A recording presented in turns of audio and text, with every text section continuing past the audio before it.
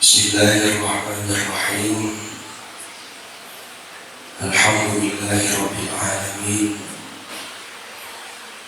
Wa bihi nasta'in 'ala umurid dunya waddin. Wassalatu wassalamu 'ala asyrafil anbiya wal mursalin. Sayyidina Muhammadin wa 'ala alihi wa sahbihi ajma'in. Amma ba'd. Ingkang kawula hormati Ketua Majelis Pengasuh dan jajaran Majelis Pengasuh Pondok Pesantren Salafiyah Syafi'iyah Khairiyah yang sebelah Jombang.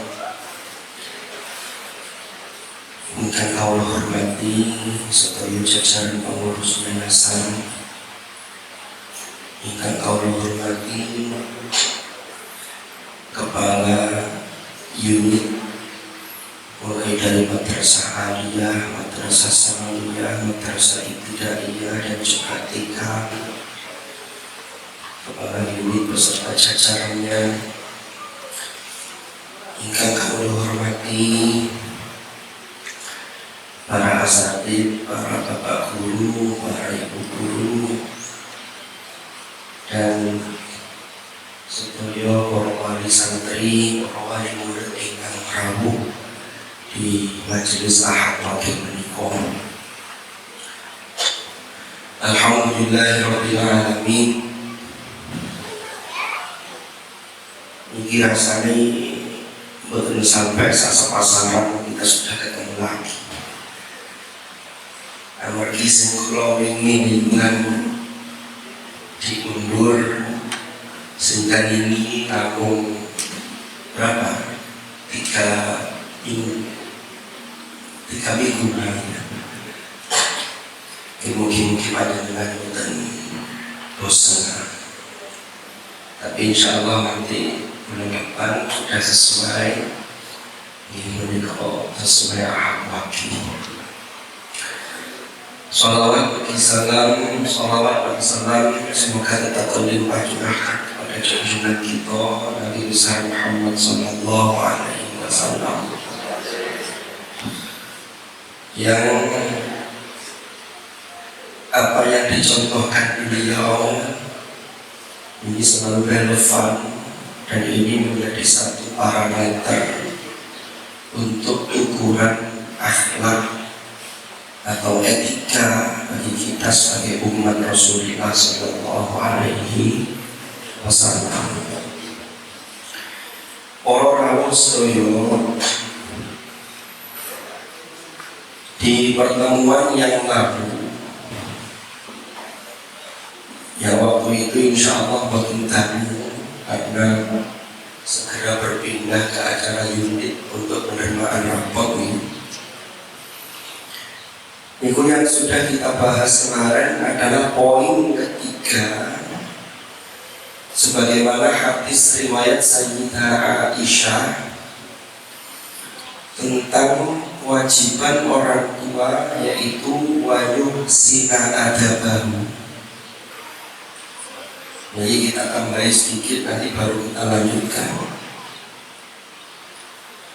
Di menika wayuhsina adabahu, tugas orang tua itu adalah memperbagus, memperindah adab anak. Mungkin caranya bermacam-macam.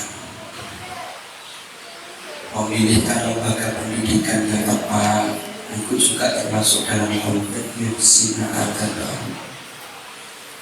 Memberi contoh atau teladan di rumah ini juga dalam konteks yuhsina adabahu. Ada yang menyatakan, ada yang membedakan antara adab dengan akhlak, ada juga yang mengatakan ini hampir sama. Kalau yang sama ya tidak usah dibedakan.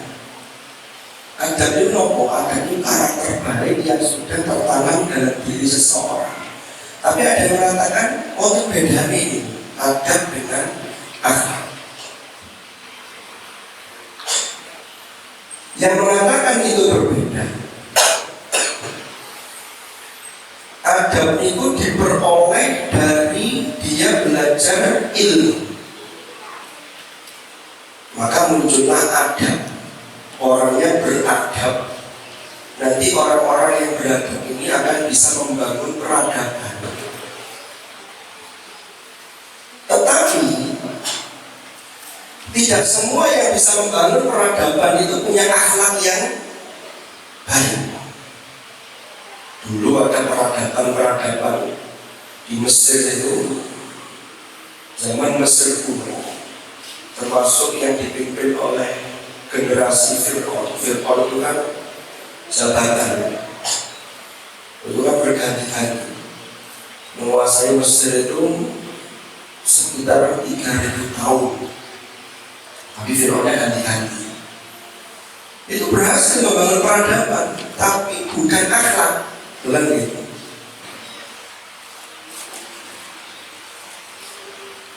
Jadi adab itu diperoleh dari pendidikan, lalu dia mendapatkan satu kemuliaan, maka namanya kemudian orangnya beradab. Di negara-negara yang bukan negara berpenduduk muslim atau bukan negara mayoritas penduduknya adalah beragama Islam, itu mereka punya peradaban, mereka beradab, tapi belum tentu berakhlak. Bedanya kalau akhlak, kalau akhlak itu adab yang tadi diperoleh dari pendidikan itu disupport dengan wilayah rohani. Wilayah rohani itu adalah bagaimana ibadah seseorang, hubungan baik antara seorang hamba dengan sang khalik. Itu yang akan memunculkan akhlak.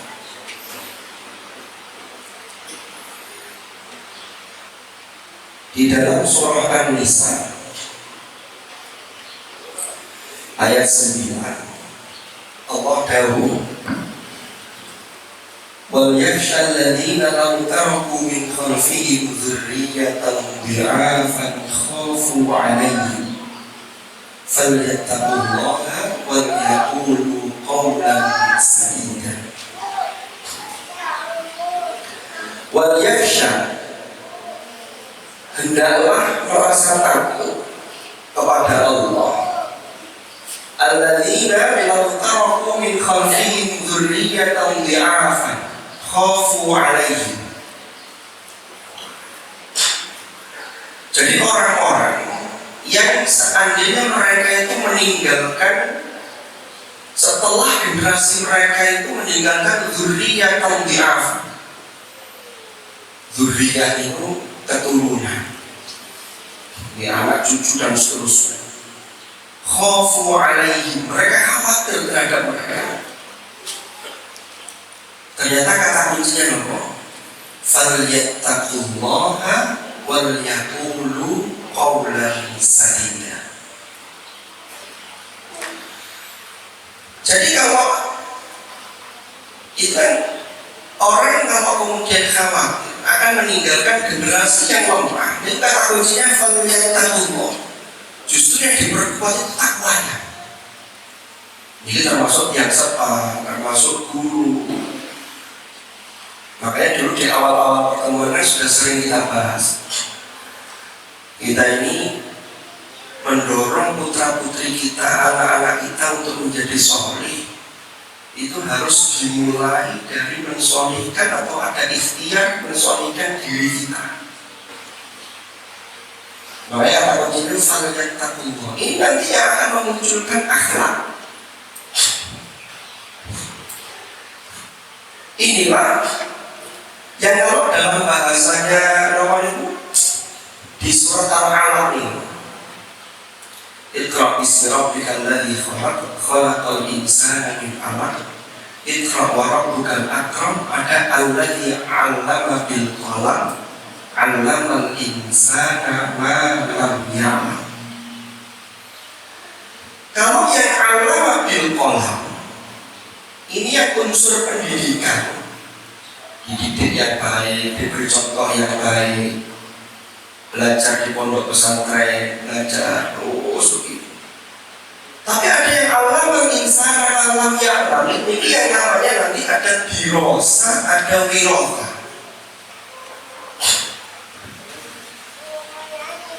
Jadi kalau dirosa, ini yang diperoleh seseorang hasil dari dia belajar. Kalau wirosa itu hasil dari pendekatan diri kepada Allah yang itu mensupport dirosa sehingga muncul akhlak-akhlak yang mulia. Ayat juz 3 di ayat yang cukup panjang itu, ya ayyuhalladzina amanu idza tadayantum bidainin ila ajalin musamma, itu terakhir penutupnya kan wattaqullah wa yu'allimukumullah. Karena pendidikan di dalam Islam itu harus mengatakan ini. Makanya lanjutannya ini kalau kita baca dalam Adabul Alim wa Muta'allim, Hadratus Syaikh mengutip dawuhnya Ibnu Sirin. Wa an Ibnu Sirin radhiyallahu anhu qala, ya, kanu yata'allamuna al-huda kama yata'allamuna al-ilm. Jadi Ibnu Sirin itu dawuhnya kan itu mereka, para sahabat, para generasi tabi'in, karena Ibnu Sirin itu generasi tabi'in, ya ta'allamuna al-huda, mereka itu senantiasa belajar, senantiasa mempelajari al-huda karena ya ta'allamuna al-ilma. Benar ada dua, ada al-huda, ada al-ilma. Makanya kalau al-huda ini yang harus disupport termasuk di keluarga kita. Jadi lari itu tidak hanya sekolah, di sekolah terus, tapi di rumah kita ajak untuk kebaikan. Minimal ya sholat jamaah bareng-bareng. Makanya di sini penjelasannya di footnote-nya ini, al-hudanya dimaksud apa? Al-huda yutlaqu 'ala tauhid wa taqdis wa yutlaqu 'ala ma la yu'raf illa bi lisanil anbiya min al-fi'l wa tarki, thumma innahu yutlaqu 'ala al-kulli wa yutlaqu 'ala al-juz'. Jadi al-huda itu adalah term, itu adalah istilah yang menunjukkan ketauhidan. Lalu takdis, bagaimana mensucikan Allah. Berarti ini urusan pendekatan diri kepada Allah, termasuk support doa dari orang tua dan dari guru untuk putra putri kita. Jadi dua halnya harus seimbang. Ngajar secara boleh ngajar, tetapi anggotanya tetap harus disupport.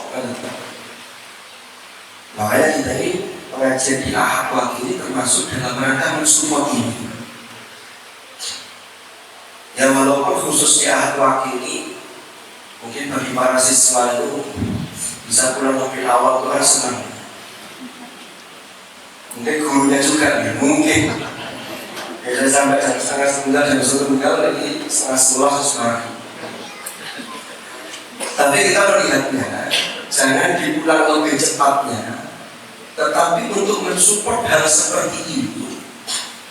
Yang itu ada istighfar bareng-bareng. Ini kita menyatukan hati, menyatukan perasaan. Kita mendownload rahmat Allah. Kita nyuwun datang Gusti Allah. Cuma katanya ini memang butuh langsung. Bahkan dampaknya tidak langsung, ini butuh proses. Karena untuk mendownload rahmat Allah itu butuh keistiqomahan. Ya walaupun kita ada Ahad Waqi. Dan nanti dengan tambahannya selain Ahad Waqi itu dilakukan masing-masing. Doakan putra putrinya, doakan murid-muridnya. Ini kita yang bareng-bareng di Ahad Waqi. Jadi kembali ke yang tadi. Jadi dua hal ini, al-huda itu nanti memunculkan akhlak lari itu nek akhlaknya muncul. Dia kurang jeruang ini, aduh. Tapi nek ngomong pinter, tapi akhlaknya nggak muncul. Iki orang tuh begitu. Kadang-kadang ini, ini saja pinter, tapi kok orang mau melakukan kan banyak. Makanya ini harus disupport.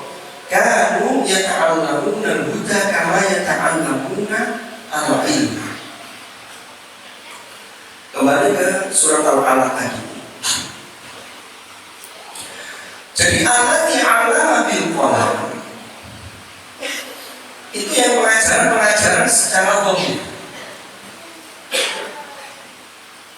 Ini kalau dalam doa itu dalam konteks Rabbi zidni ilma. Lanjutannya warzuqni fahma. Lah yang warzuqni fahma inilah wirofah yang memunculkan ada. Dan kalau disupport dengan al-huda ini memunculkan akhlak. Jadi dua sisi ini jangan sampai dipisahkan. Mengajar secara zahir, iya, pelajaran-pelajaran sesuai dengan mata pelajaran yang ada, tetapi harus disupport dengan hal-hal yang lain yang itu dalam rangka mendekatkan diri kepada Allah. Makanya di sini dalam penjelasan disebutkan wayutlaq. Jadi al-huda itu disebut untuk menunjukkan la yu'raf, sesuatu yang tidak kita ketahui, tidak diketahui illa bilisanil anbiya, kecuali yang sudah disampaikan oleh para nabi, termasuk oleh Hadrat Rasul sallallahu alaihi wasallam. Isinya apa? Minal fi'li wa tark. Apa yang menjadi kewajiban yang harus dilakukan, apa yang harus ditinggalkan. Makanya tugasnya nabi yang kemudian dilanjutkan tugas itu oleh para dewan guru. Itu harus memadukan, harus meniru misi yang dibawa oleh Rasulullah Sallallahu Alaihi Wasallam. Termasuk kita sebagai orang tua. Huwallazi ba'atha fil ummiyina rasulan minhum yatlu 'alaihim ayatihi wa yuzakkihim wa yu'allimuhumul kitaba wal hikmah. Huwallazi ba'atha fil ummiyina rasulan minhum. Tugasnya apa? Yatlu 'alaihim ayatihi. Jadi membacakan kepada mereka ayat-ayat Allah. Yatlu itu bukan hanya sekedar membaca, tapi juga di dalamnya mengandung memahami dan mengimplementasikan. Ini harus kita praktekkan betul. Termasuk ketika kita ini menjadi orang tua. Jadi mayusina ada bahu, orang tua itu harus bisa memberi tauladan yang baik. Kita ini kadang-kadang itu tidak sadar. Umpama misalnya ada masalah antara bapak dengan antara suami dengan istri. Waktu itu kadang-kadang kita tidak terasa. Mohon maaf, tukaran bersama gegeran. Bapak ambil ibu, masih anak-anak kita itu koyak-koyak gak komen apa-apa, tapi itu terekam dalam benaknya. Ini masa depannya akan terbentuk dari bagaimana pola pengasuhan baik yang disengaja ataupun yang tidak disengaja. Nanti akan melihat, oh gini ya, oh gini. Ini makanya jangan sampai kita ini kan tugasnya tadi wayusina agama, maka jangan sampai kalau ada masalah itu diminta-minta dengan ini bahaya. Terus ketika ngomong, ada orang tua bahkan yang berpendidikan sekalipun itu bapaknya misui ibunya itu orang yang ada. Saya nggak tahu itu faktor apa itu. Mungkin itu karena Meso itu peradaban yang tertua itu di dunia. Dulu kan ada di Mesopotamia. Saya tak pernah tahu. Saya kaget. Jadi Meso ya, nggak usah dicontohkan. Padahal orangnya berpendidikan. Bahkan dosen itu.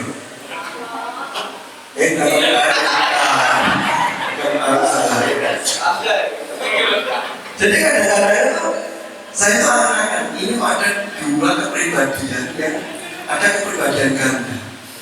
Kalau di hadapan mahasiswanya yo, tapi begitu di hadapan istrinya kamu 12. Nah begitu kan bahaya. Jadi ini contoh-contoh kecil bagaimana yusinan ada bahu itu harus dimulai dari diri sendiri. Makanya misi Rasulullah tadi itu yatlu alaihim ayatihi, lanjutannya bahwa yusaki. Saya terlihat kemarin yang disampaikan Gus Rudi, wakil direktur pendidikan itu, ketika pertemuan perdana dengan guru-guru di masjid itu, beliau menyampaikan anak-anak kita itu termasuk ketika sering bersuara keras itu kadang-kadang boleh jadi dari orang tuanya di rumah. Wakil itu ubah ngomong yang mentaan, belum lagi dari hal-hal yang lain. Padahal tantangan bagi putra putri kita hari ini itu sudah beda jauh dengan tantangan yang kita hadapi dulu di masa usia itu. Ini kan masa-masa pandemi kan, kalau saya masa kecil kita kan tidak ada game online. Sekarang itu YouTube yang ditonton ya gamer-gamer itu. Kadang ngomongnya itu ya semua macam-macam. Jadi pengaruhnya luar biasa. Makanya ini kalau tidak kita support dengan kita minta tolong kepada Allah. Nah, minta tolong itu begini. Kalau kita lihat ini juz 2 Allah berfirman, ya ayyuhalladzina amanu ista'inu bis-sabri was-shalah. Innallaha ma'as-sabirin. Kalau ayat juz 1, wasta'inu bis-sabri was-shalah wa innaha lakabiratun illa 'alal khashiyin. Mintalah kalian pertolongan kepada Allah itu dengan jalan sabar dan sholat. Makanya untuk mensupport al-huda itu yang paling dominan itu adalah dengan sholat kita. Jadi sebagai orang tua itu jangan sampai orang tua itu keter sholatnya. Keter apa ya? Lalai. Syukur-syukur ditambah yang sunnah.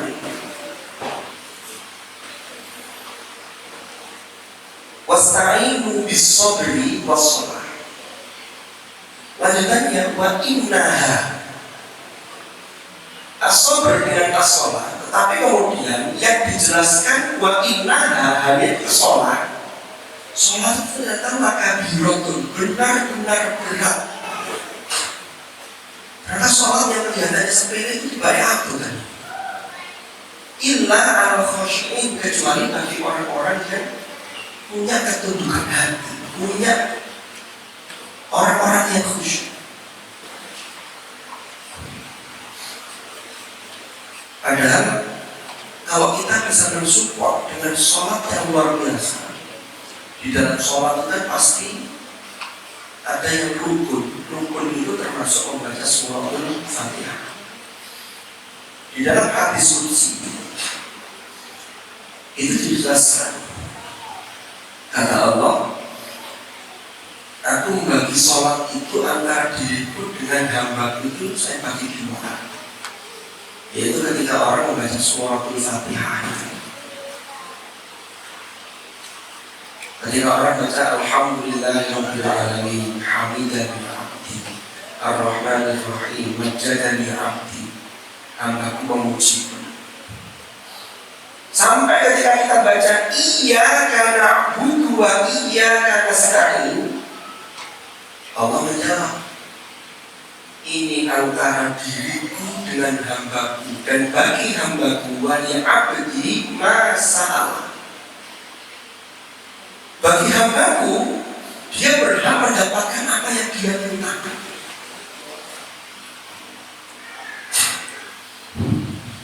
Makanya ini kembali lagi ke tadi itu, yatlu alaihim ayatihi wa yuzakkihim, itu termasuk bagaimana tazkiyatun nafas.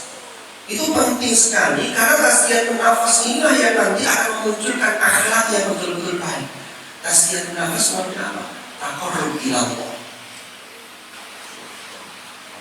dan mendekatkan diri kepada Allah itu adalah dengan sholat, dengan tilawah Al-Quran dan seterusnya.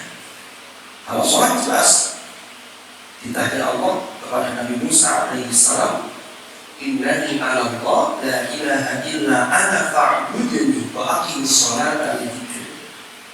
Jadi Allah berperintah kepada Nabi Musa yang diabadikan dalam surah Taha, innani ala Allah, sesungguhnya aku ini adalah Allah.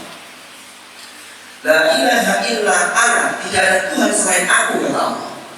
Fa'budni, maka sembahlah aku. Dengan apa? Wa aqimis sholata li dzikri. Jadi yang membedakan antara manusia atau makhluk dengan al-khaliq itu ada di sholatnya. Yang membedakan antara ma'bud dengan abid, kita ini orang yang sebagai hamba dengan yang disembah, maka kita ini wajib melaksanakan sholat dalam rangka mensupport al-huda tadi.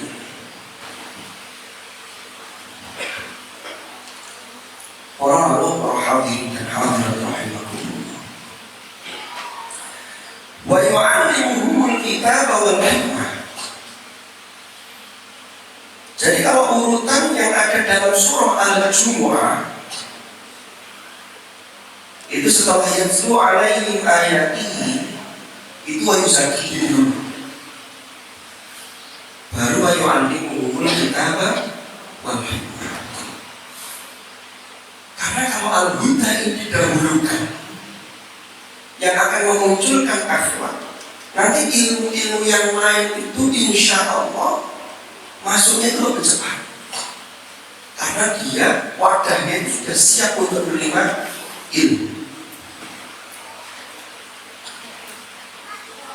Karena sebagaimana dahulunya Imam Asy-Syafi'i itu ada yang sangat terkenal sekali, syakautu ila waqi'in su'a hifzi fa'arsyadani ila tarkil ma'as. Kemudian ditunjukkan bahwa di antara ilmu nur wa nurullahi la yufta atau la yufta lil as. Maka wa yuzakkihim itu memiliki peran yang penting. Siapa yang mensucikan mereka, tazkiyah, itu kalau kita sebagai orang tua, kita sebagai guru, maka kita juga harus mengajak anak-anak kita dalam rangka menyucikan diri, membersihkan diri, tazkiyatun nafs. Lalu yang kemudian wa yu'allimuhumul kitaba wal hikmah. Dan nanti setelah mereka memperoleh ilmu, maka mereka betul-betul bisa mendapatkan hikmah. Dan hikmah itu lagi-lagi akan memunculkan karakter dan akhlak yang baik. Jadi ada dua sisi lagi. Ada diroya, ada dirosah, ada wirafah. Dirosah itu yang alladzi 'allama bil qalam, yang 'allama al-insana ma lam ya'lam, itu yang aspek wirafah. Ini yang pendekatannya harus pendekatan al-huda tadi. Itulah yang mengantarkan yafqahul qawli. Kalau dua hal ini betul-betul bisa dilakukan, itulah nanti yang memunculkan innama yakhsyallaha min ibadihi ulama. Jadi ada rasa khasyah. Karena supportnya dua ini, yata'allamuna al-huda, kanu yata'allamuna al-huda kama yata'allamuna al-ilma. Kita lanjutkan. Wa 'anil Hasan al-Basri radhiyallahu anhu qala, in kana ar-rajulu ayakhruju fi adabi nafsihi as-sinina thumma as-sinin. Yang berikutnya, Hadratus Syekh Kiai Haji Hasyim Asy'ari ini mengutip dawuh dari Imam Al-Hasan Al-Basri. Jadi Imam Al-Hasan Al-Basri ini termasuk tokoh sufi ini periode tabi'in senior beliau ini. Dawuh beliau adalah seyogianya seseorang itu layak menuju fi adabi nafsi. Jadi maksudnya seyogianya seseorang itu selalu berusaha untuk mengupgrade bagaimana karakter jiwanya, karakter dirinya itu as-sinina tumasini, dan itu ia tempuh selama bertahun-tahun. Makanya kita ini berkewajiban mendidik karakter kita terlebih dahulu, dan itu membutuhkan waktu yang cukup panjang. Makanya kalau katanya orang itu kalau usia masih di bawah 40 tahun itu relatif merubah hal-hal yang kurang baik. Itu katanya kalau ada kemauan dan ada usaha yang tinggi, itu lebih mudah dibanding ketika sudah memasuki atau melewati usia 40 tahun. Katanya.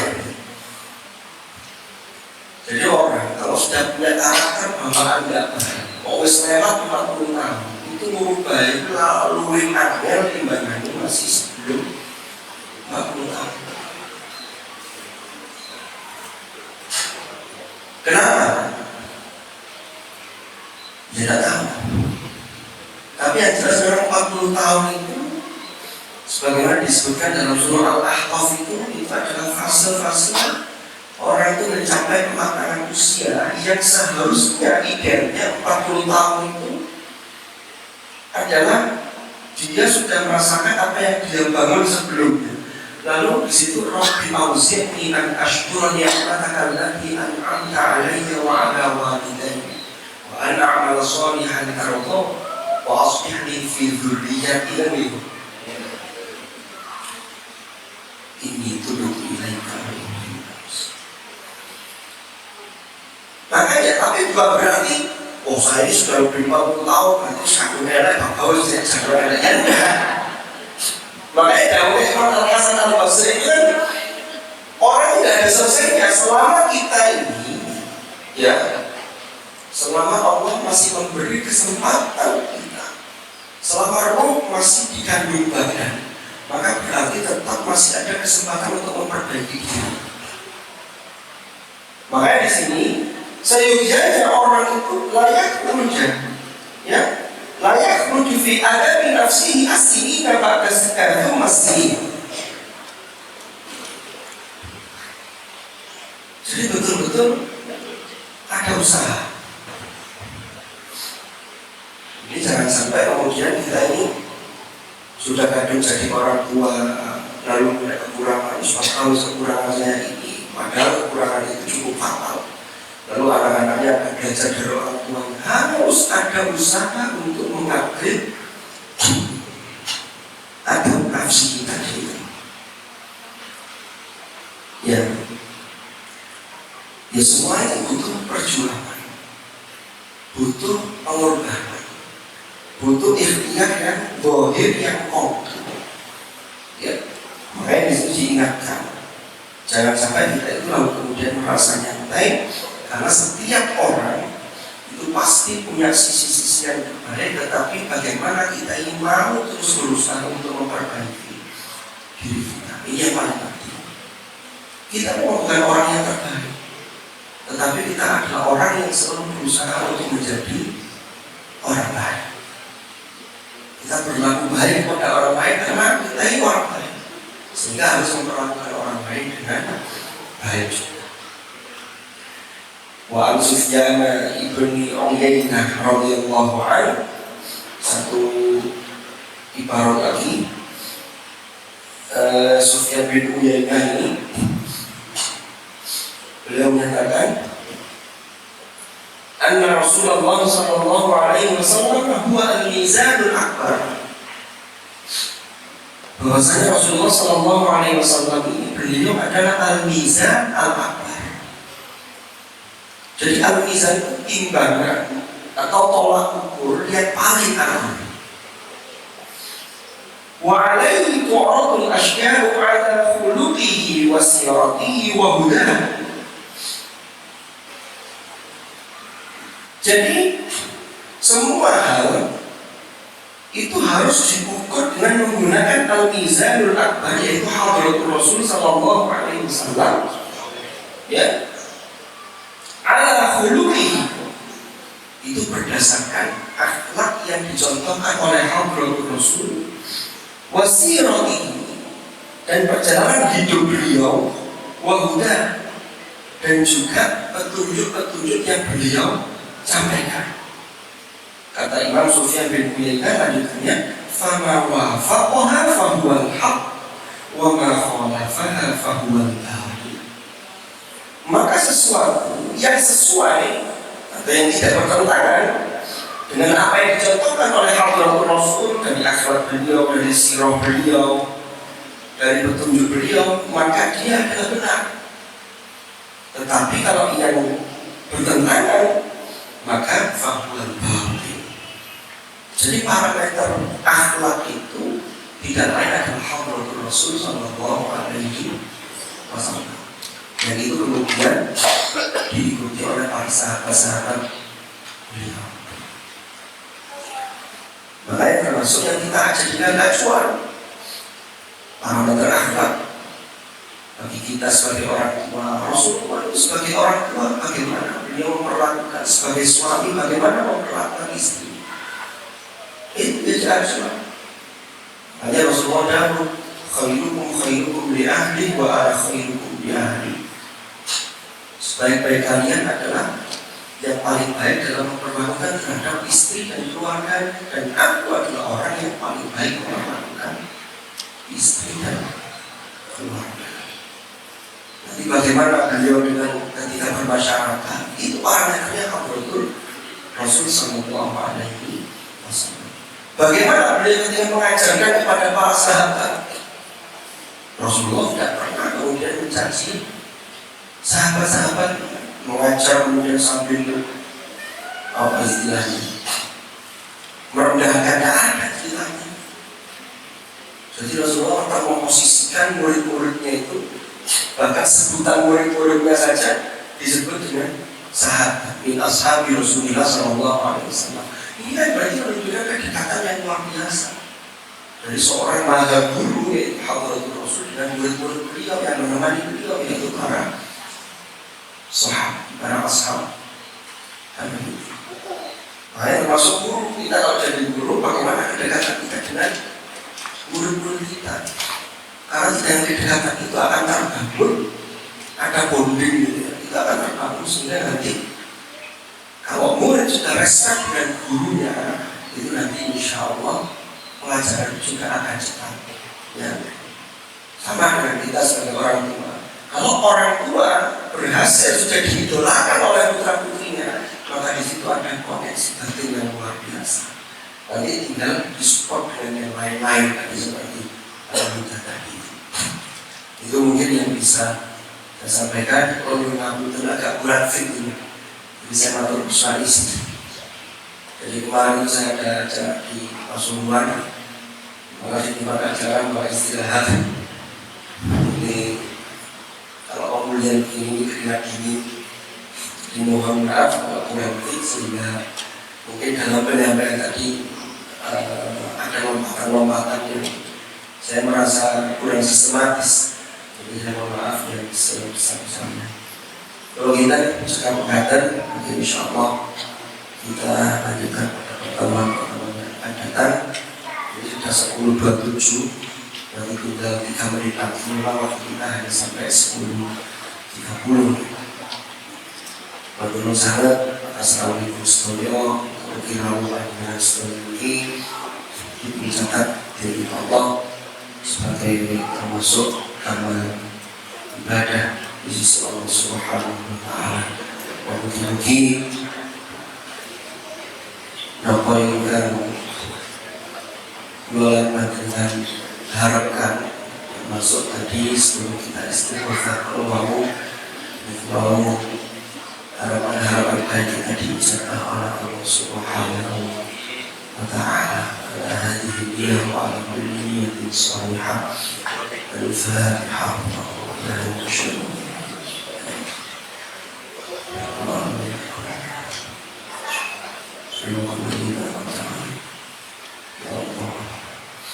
Bismillahirrahmanirrahim. Alhamdulillahi rabbil alamin.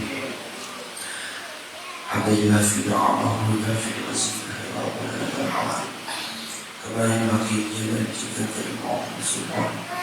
اللهم صل وسلم على سيدنا محمد صلى الله عليه وسلم وتقضي لنا بها الحاجات وترفعنا بها عندك التوفيق وتبلغنا بها الصالحات من جميع الخير في الحياه وبعد الموت. اللهم يا يسير يسير يا رب يا سهل سهل علينا بالعسر بالبشير باليسير يا محمد صلى الله عليه وسلم. اللهم ارفعنا مع علمتنا وعلمتنا مع علمنا ما ينفعنا وارزقنا علما نافعا. اللهم يا الله اجعلنا واولادنا وذرياتنا واهلنا واصحابنا وتلاميذنا وتلميذاتنا من اهل القران ومن اهل العلم وأهل الخير وأهل التقوى وأهل الذكر ومن الذين اصطفيت من عبادك الذين ورثوا كتابك وسبقوا بالخيرات بإذنك برحمتك يا أرحم الراحمين. اللهم ارزقنا فهم النبيين وحفظ المرسلين وإلهام الملائكة المقربين. اللهم اجعلنا يسر ولا تعسر يسر لنا أمورنا كلها لا حول ولا قوة. ربنا هب لنا من أزواجنا وذرياتنا قرة أعين واجعلنا للمتقين إماما. ربنا آتنا من لدنك رحمة وهيئ لنا من أمرنا رشدا. ربنا آتنا في الدنيا حسنة وفي الآخرة حسنة وقنا وأدخلنا جنة مع الأبرار يا عزيز يا غفار يا رب العالمين. جزا الله عنا سيدنا ونبينا محمد صلى الله عليه وسلم وسلام على المرسلين والحمد لله رب العالمين. ربنا دعاء بالسر الفاتحة.